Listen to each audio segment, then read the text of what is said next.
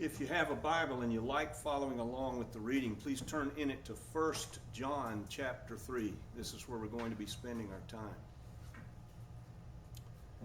This same writer in his gospel declared that because of what Jesus accomplished, and I love the way he words this in the Greek, it's that he gave us the power to become the children of God.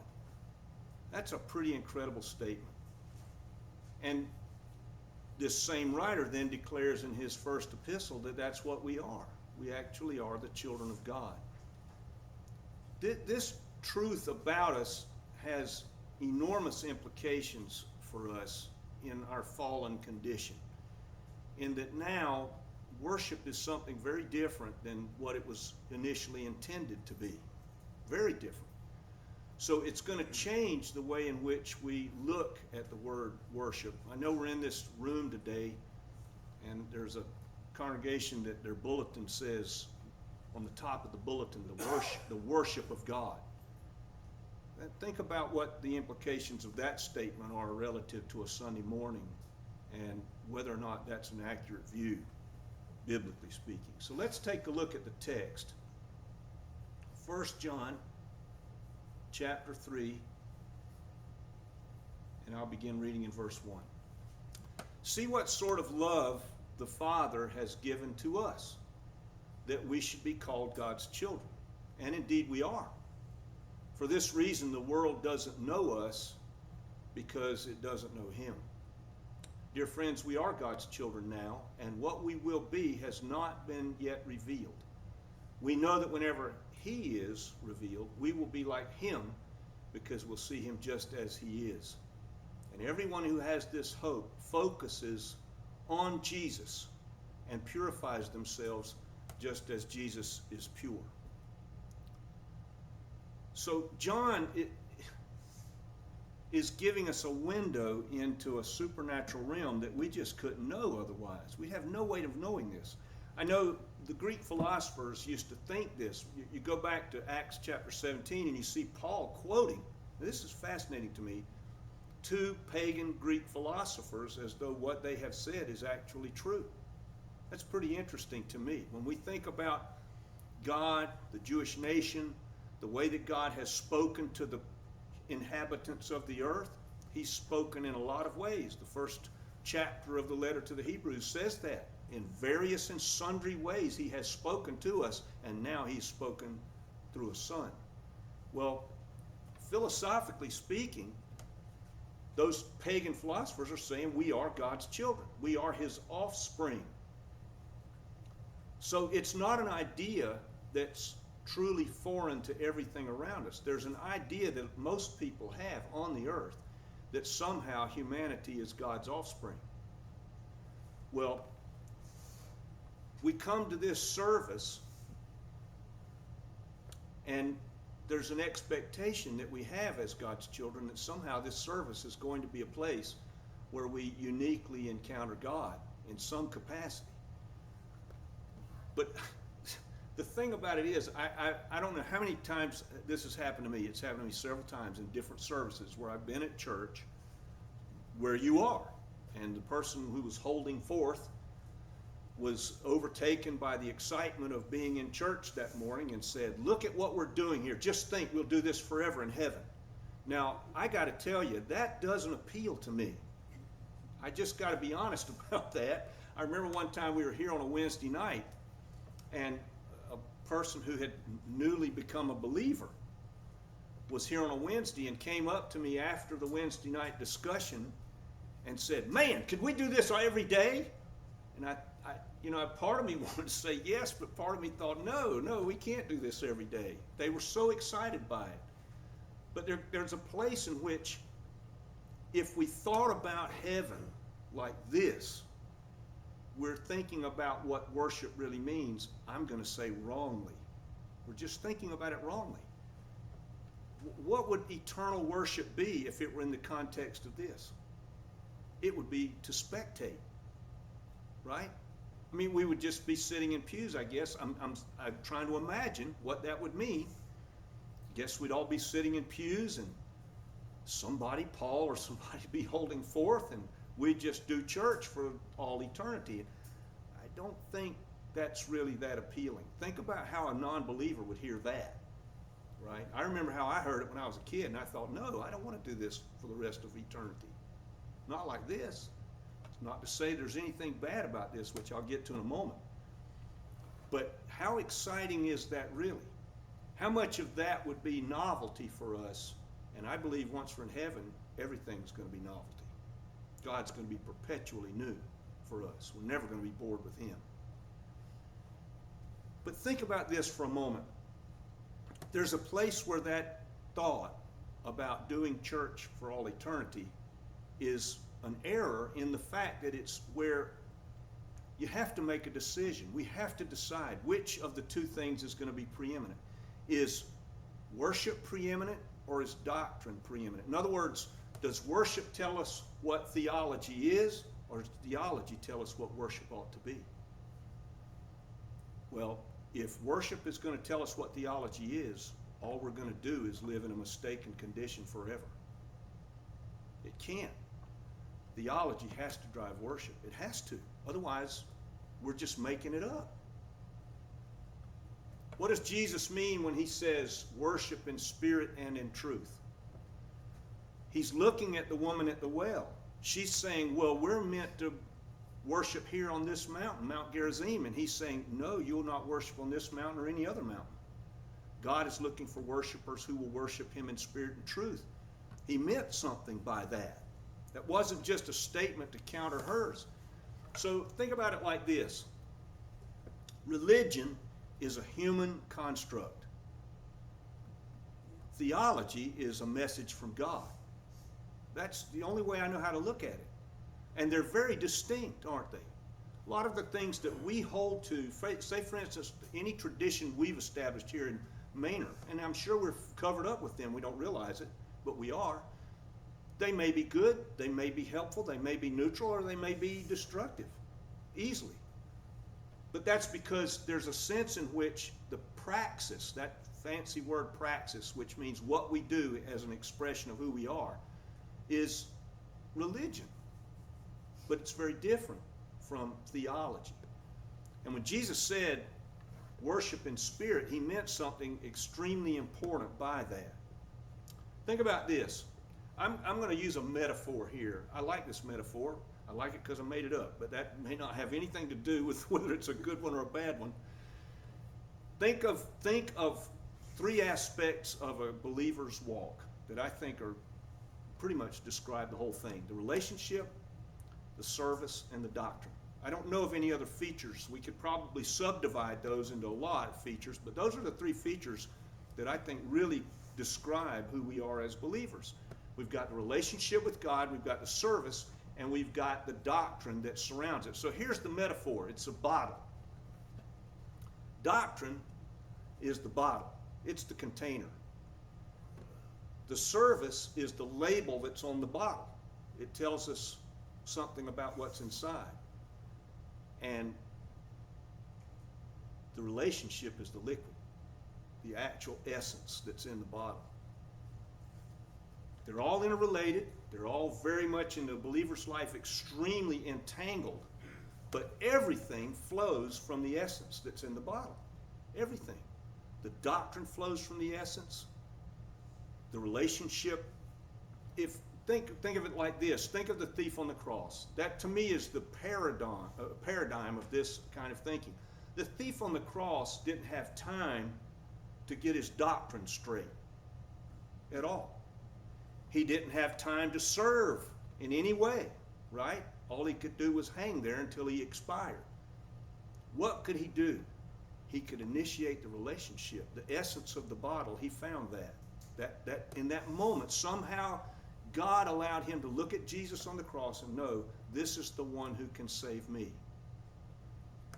So that's the relational aspect. That's what Jesus was getting at, the worship in spirit. What does it free us from? Well, if Jesus was telling us the truth, and I see no reason to doubt Him, it frees us completely from geography. Geography is a tyranny. The woman said, oh, we'll worship God on this mountain. No, you can, but you don't have to. You can worship God where you are. That's a really important feature of what it is to say worship in spirit. Very important feature. The Spirit of God, Paul says in 1 Corinthians 6, indwells us. He uses the term, the Spirit of God indwelling us in two ways. He uses it as a plural. He looks at the congregation in Corinth and says, you are the temple of this Holy Spirit. He also looks at the individual when he says, you are a temple of the Holy Spirit. He uses the word for you in both phrases, in both modes of use, both plural and singular. So God then, if he indwells us, he's got to make contact with us somehow, and he uses every capacity of who we are. He uses our emotions, our imagination, and then he harnesses misery. That's the way that he makes contact with us. Think about it. Emotions, all right? God can foam us up. He can. He can excite us, kind of like my friend who said, boy, I'd love to just do church every night of the week. And I'm thinking, no, it's not a good idea. But he was really excited about it. And I'm going to say the Spirit of God was exciting him about that desire. So our emotions can steer us through life as we move. Our circumstances, everything about who we are can be moved by our emotions, and God uses that. He also uses our imagination. This is a powerful way that God speaks to us. I mean, how many good books have been printed through the centuries describing things about God, describing things about what it would be like to be with God, describing things about the theology, describing things that paint pictures in our heads about what it is that we believe. I can't count them. It's one of the reasons I love Lewis so much, is because he's so good at painting pictures in our minds. And then God's also, think about this for just a minute. Why do you think it says in Galatians, in the fullness of time, Jesus came? What's the fullness of time? What would it have meant if Jesus had come? And you remember Jesus Christ Superstar, that Broadway play. Why did he come when he could have had? Why didn't he come when he could have had mass communication? And today it would be what? Video, right? I think there's a good reason, because if he came today, the video would be completely sovereign over our imagination. It would just rob us of it entirely. The only imagination we would have would be whatever image the video showed us. It's one of the reasons I don't want to visit this on anybody. Some of you may like the movie a lot. Mel Gibson's view of the crucifixion of Jesus. I've never seen the movie because I've read the book. And I'm a little hesitant to have those places in my imagination filled up by somebody else's imagination. And then finally, God harnesses misery. God will harness misery to get our attention. Sometimes he has no choice. I mean, take your Old Testament, start after Genesis chapter 3, and look at the misery. Up and down, up and down, up and down. That the Jews fell away, and God had to make them miserable so they'd come back over and over and over again. So here we are gathered here today. We're in what we call corporate worship. What is it? I think it's something we can define very easily. It's a gathering wherein all of us come into this one place and affirm what we live in terms of it being one thing. We affirm the unity of what we believe here. But how does it speak to us as individuals? This is where, I'll just say it for myself, it's difficult. I mean, let's just say, for instance, I choose to do a sermon on the joy of the Lord. And you come in here and you've just lost your job. Now, how are you going to hear that sermon? Right? Or I do a sermon on suffering and you've just hit the lottery. How will you hear that sermon? It's very difficult. That's where I'm trying to funnel this. You see, those kinds of features of this service point out the problem of what I would call as relevance. It's where the service kind of gets funneled down to the nuts and bolts of what we do and what it means. And theology has to be the source of that, because it's the only source of truth that we've got. If we start thinking about God and we allow flights of fancy to just go outside the container, the bottle, then we might think anything, and lots of people have. Lots of people have. But, I mean, if I get up here on a Sunday morning, as we've said many times, there's nothing new that I can really say.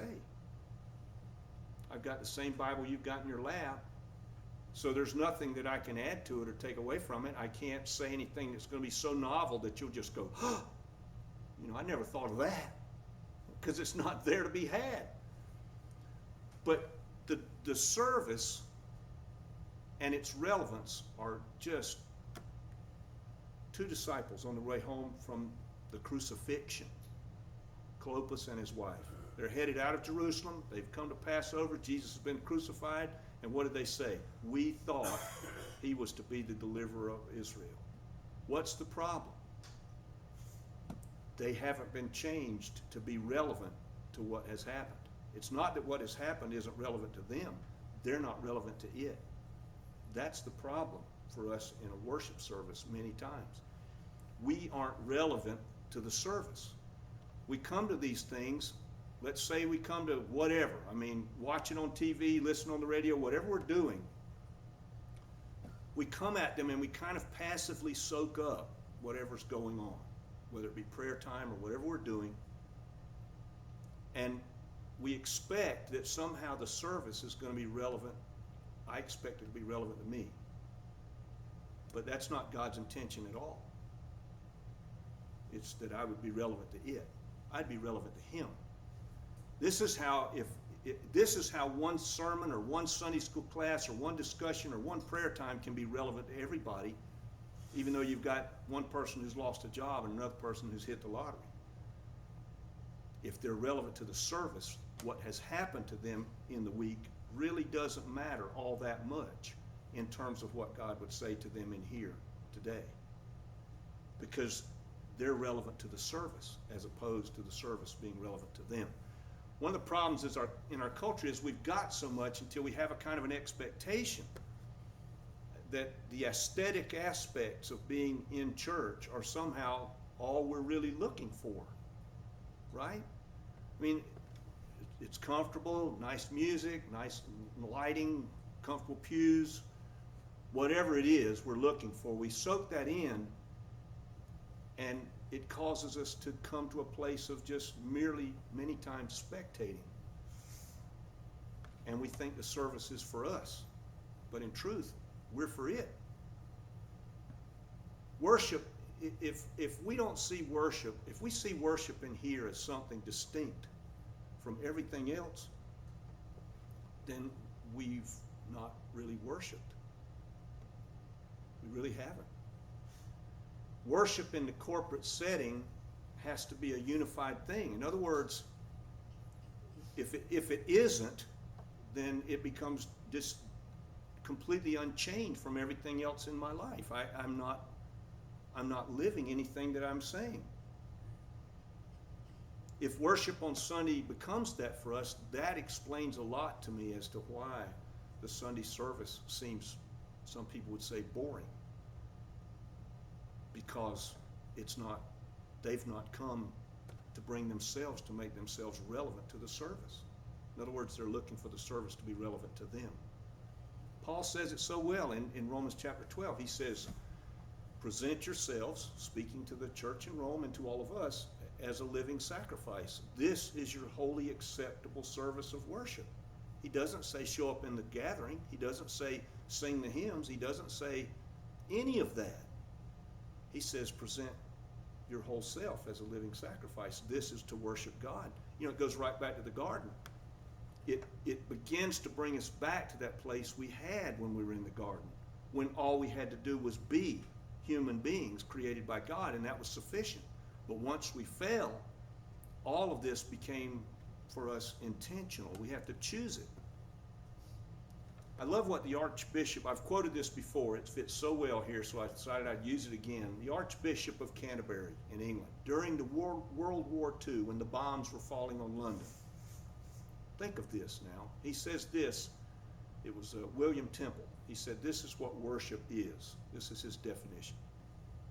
It is the submission of all of our nature to God, the quickening of our conscience by his holiness, the nourishment of mind by his truth, the purifying of our imagination by his beauty, the opening of our heart by his love, and the submission of our will to his purposes, all gathered in adoration, is the greatest of human expression. I think he's right, but it's not accomplished on Sunday. It's just not. If our lives aren't, as William Temple described it, unified in that what we live out there is no different from what we live in here in terms of who we are, if our devotion isn't expressed in those tiny little places of living, and I know we all fail, don't misunderstand me here, but if it's not, if there's not that sense of I want that even, then our expression on Sunday becomes hypocrisy. But, it's a big but too. Fortunately, since all of us in this room are hypocrites, every one of us, there's the cross. There's the cross. So thank God for the cross, where the constancy of being changed and renewed is always available. I don't know where everybody is today, but if I said anything about which you've got a question or pray with me, I'll stay here as long as it takes as we close.